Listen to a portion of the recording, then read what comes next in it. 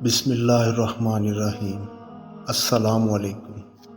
آج ذکر ہے حضور پاک صلی اللہ علیہ وآلہ وسلم کے پیارے صحابی حضرت سعید بن عامر رضی اللہ تعالیٰ عنہ کا۔ مکہ سے باہر ایک مقام پر بہت سے لوگ جمع تھے، جن میں خواتین اور بچے بھی شامل تھے۔ ایک طرف قریش مکہ کے سردار موجود تھے، ان میں صحابی رسول سعید بن عامر بھی شامل تھے، مگر آپ ابھی دائرہ اسلام میں داخل نہ ہوئے تھے۔ مجمع میں ایک زخمی قیدی جو کہ خون میں لت پت تھا، زنجیروں میں جکڑا ہوا تھا، اسے گھسیٹ کر تختہ دار پر لایا جا رہا تھا تاکہ اسے بے دردی سے قتل کر کے بدلہ لے سکے۔ یہ قیدی صحابی رسول صلی اللہ علیہ وآلہ وسلم تھا۔ ان کا نام خبیب بن عدی رضی اللہ تعالیٰ عنہ تھا۔ سعید بن عامر نے حضرت خبیب رضی اللہ تعالیٰ عنہ کو اپنے قریب سے گزرتے ہوئے دیکھا، جو پکار رہے تھے کہ اگر تم چاہو تو قتل سے پہلے مجھے 2 رکعت نماز پڑھنے کا موقع دے دو۔ حضرت سعید بن عامر نے دیکھا کہ خبیب بن عدی رضی اللہ تعالیٰ عنہ نے قبلہ رو ہو کر 2 رکعت نماز پڑھی، اور پھر حضرت سعید بن عامر نے دیکھا کہ لوگ حضرت خبیب رضی اللہ عنہ کے جسم کے اعضاء ایک ایک کر کے کاٹ رہے تھے، اور لوگ ساتھ یہ بھی کہہ رہے تھے، کیا تم پسند کرو گے کہ اس وقت تمہاری جگہ یہاں محمد صلی اللہ علیہ وآلہ وسلم ہوتے اور تم تکلیف سے بچ جاتے؟ تو حضرت خبیب رضی اللہ تعالیٰ عنہ نے جواب دیا، واللہ مجھے تو اتنا بھی گوارا نہیں کہ میں سکون سے اپنے گھر بیٹھا رہوں اور آپ صلی اللہ علیہ وآلہ وسلم کے پاؤں میں کانٹا بھی چبھ جائے۔ یہ سنتے ہی لوگوں کو طیش آ گیا اور انہوں نے چیخنا شروع کر دیا، مار ڈالو اسے، قتل کر دو اسے۔ پھر سعید بن عامر نے دیکھا تختہ دار پر حضرت خبیب رضی اللہ عنہ نے آسمان کی طرف دیکھا اور فرمایا، خدایا انہیں ایک ایک کر کے منتشر کر کے ہلاک کر اور ان میں سے کسی کو نہ چھوڑ۔ پھر انہوں نے آخری سانس لی اور ان کی روح رب کے حضور پہنچ گئی۔ اس واقعہ کے بعد قریش مکہ اور ہجوم اس واقعہ کو بھول گئے، لیکن نوجوان سعید بن عامر خبیب رضی اللہ عنہ کی مظلومیت اور ان کے دردناک قتل کے دل خراش منظر کو ایک پل کے لیے بھی نہ بھول سکے۔ آپ سوتے تو خواب میں ان کو دیکھتے اور جاگتے تو ہر وقت ذہن میں انہی کا خیال رہتا۔ حضرت خبیب رضی اللہ عنہ کے قتل نے سعید بن عامر کے دل میں یہ بات ڈال دی کہ آدمی ہمیشہ سچے عقیدے کے ساتھ چمٹا رہے اور آخری سانس تک اللہ کی راہ میں جدوجہد کرتا رہے، اور اس حقیقت سے بھی آگاہ کر دیا کہ وہ شخص جس کے ساتھی اس سے اس طرح ٹوٹ کر محبت کرتے ہیں، وہ واقعی برحق رسول اور سچا نبی صلی اللہ علیہ وآلہ وسلم ہے، اور اسے آسمانی مدد حاصل ہے۔ اس کے بعد اللہ تعالیٰ نے سعید بن عامر کے سینے کو اسلام کے لیے کھول دیا۔ پھر انہوں نے کھلم کھلا اسلام قبول کرنے کا اعلان کر دیا۔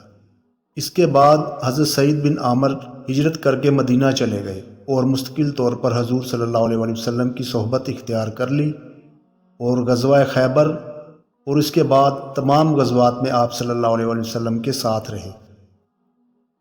آپ صلی اللہ علیہ وآلہ وسلم کی جوار رحمت میں منتقل ہونے کے بعد دونوں خلفائے راشدین حضرت ابو بکر صدیق اور حضرت عمر فاروق رضی اللہ عنہ کے ساتھ جنگوں میں شریک ہوتے رہے۔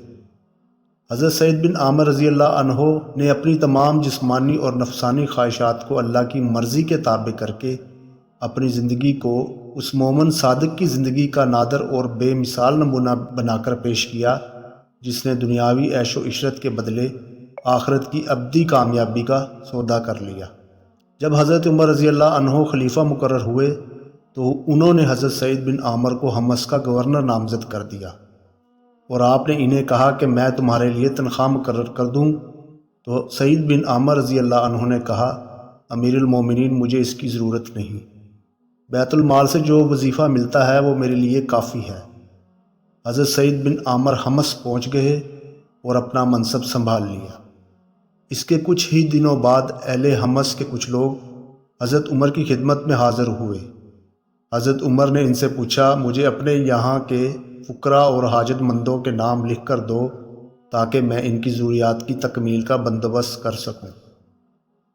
تو وفد نے خلیفہ کے سامنے جو فہرست پیش کی، اس میں کچھ لوگوں کے ساتھ حضرت سعید بن عامر رضی اللہ عنہ کا نام بھی موجود تھا۔ حضرت عمر نے حیرت سے پوچھا، سعید بن عامر کون؟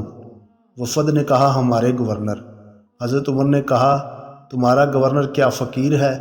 وفد نے کہا، جی ہاں امیر المومنین، خدا کی قسم کتنے ہی دن ایسے گزر جاتے ہیں کہ ان کے گھر میں آگ نہیں جلتی۔ یہ سن کر حضرت عمر رضی اللہ عنہ رو پڑے اور دیر تک روتے رہے کہ ان کی داڑھی آنسوؤں سے تر ہو گئی۔ پھر اٹھے اور 1000 دینار کی تھیلی وفد کے حوالے کرتے ہوئے فرمایا، سعید سے میرا سلام کہنا اور کہنا کہ عمر نے یہ مال آپ کے لیے بھیجا ہے تاکہ آپ اپنی ضرورت پوری کریں۔ وفد کے لوگ وہ دینار لے کر حضرت سعید کی خدمت میں پہنچے اور ان کے سامنے پیش کر دیے۔ حضرت سعید رضی اللہ عنہ نے دینار دیکھتے ہی کہا، انا للہ و انا الیہ راجعون، اور کہا، دور ہو جاؤ، جیسے ان پر کوئی مصیبت نازل ہو گئی ہو۔ ان کی بیوی گھبرائی ہوئی ان کے پاس آئی اور بولی، کیا امیر المومنین کا انتقال ہو گیا ہے؟ حضرت سعید نے کہا، نہیں، اس سے بھی بڑا حادثہ پیش آیا ہے۔ آپ نے کہا، میرے گھر میں دنیا داخل ہو گئی ہے تاکہ میری آخرت کو برباد کر دے۔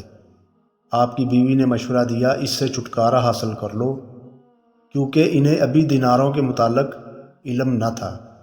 حضرت سعید نے کہا، کیا تم میری اس معاملے میں مدد کر سکتی ہو؟ بیوی نے کہا، کیوں نہیں؟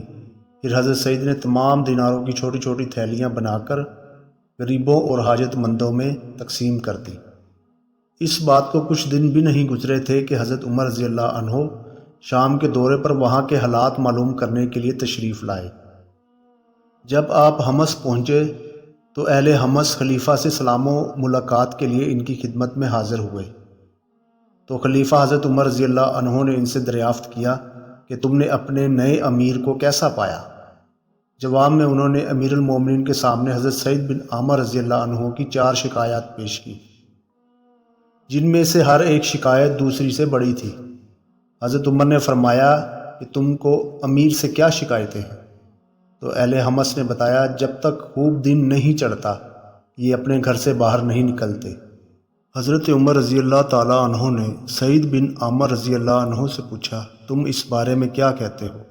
سعید بن عامر رضی اللہ عنہ تھوڑی دیر خاموش رہے، پھر بولے، خدا کی قسم میں اس بات کو ظاہر نہیں کرنا چاہتا تھا، مگر اس کو ظاہر کیے بغیر چارہ نہیں۔ بات یہ ہے کہ میرے گھر میں کوئی خادمہ نہیں، اس لیے ذرا سویرے اٹھتا ہوں، پہلے آٹا گوندتا ہوں، پھر تھوڑی دیر انتظار کرتا ہوں تاکہ اس کا خمیر اٹھ جائے، روٹیاں پکاتا ہوں، پھر وضو کر کے لوگوں کی ضرورت کے لیے باہر نکلتا ہوں۔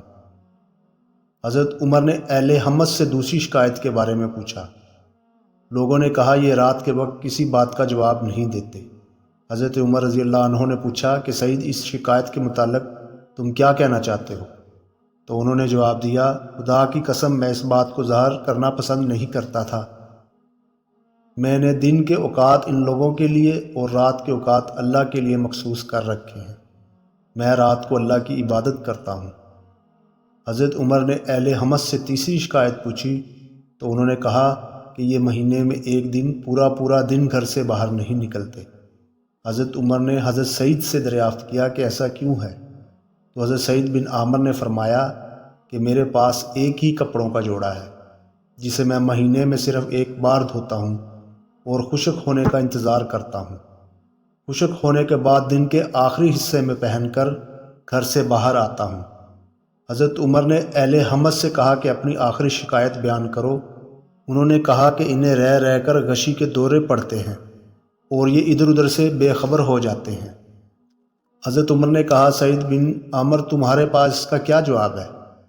تو انہوں نے کہا، میں خبیب بن عدی کے قتل کے وقت موجود تھا۔ میں اس وقت مشرک تھا۔ میں نے دیکھا کہ قریش ان کے جسم کا ہر ایک عضو کاٹتے جاتے اور سوال کرتے جاتے کہ محمد صلی اللہ علیہ وآلہ وسلم تمہاری جگہ ہوتے تو تمہیں اتنی تکلیف برداشت نہ کرنی پڑتی۔ تو مجھے وہ منظر یاد آتا ہے اور ساتھ یہ بھی یاد آتا ہے کہ میں نے ان کی مدد کیوں نہ کی۔ مجھے اس بات کا شدید خطرہ لاحق ہو جاتا ہے کہ اللہ تعالیٰ میری اس کوتاہی کو ہرگز معاف نہیں کرے گا، اور اسی وقت میرے اوپر غشی طاری ہو جاتی ہے۔ یہ سن کر حضرت عمر نے کہا، خدا کا شکر ہے کہ اس نے سعید رضی اللہ عنہ کے متعلق میرے اچھے خیالات کو صدمہ نہیں پہنچنے دیا۔ اس کے بعد حضرت عمر نے ان کے لیے 1000 دینار بھیجے تاکہ اپنی ضرورت پوری کر سکیں۔ جب ان کی اہلیہ نے ان دیناروں کو دیکھا تو بولی آپ اس رقم سے ہمارے لیے غلام اور خادمہ خرید دیجئے۔ تو حضرت سعید نے کہا کیا تم اس سے بہتر چیز کی خواہش نہیں کرتی؟ تو اہلیہ نے پوچھا اس سے بہتر کیا ہے؟ تو آپ نے کہا ہم یہ رقم ان کو دے دیں جو اس کے زیادہ ضرورت مند ہیں، ہمیں اللہ تعالیٰ کو قرض حسنہ دے دینا چاہیے۔ تو اہلیہ نے کہا اللہ آپ کو جزائے خیر دے۔ اس کے بعد حضرت سعید نے بہت سی تھیلیاں بنا کر غریبوں، مسکینوں اور یتیموں کو تقسیم کر دی۔ اللہ تعالیٰ حضرت سعید بن عامر سے راضی ہو۔ وہ ان لوگوں میں سے تھے جو خود محتاج اور ضرورت مند ہوتے ہوئے بھی اپنے اوپر دوسروں کو ترجیح دیتے تھے۔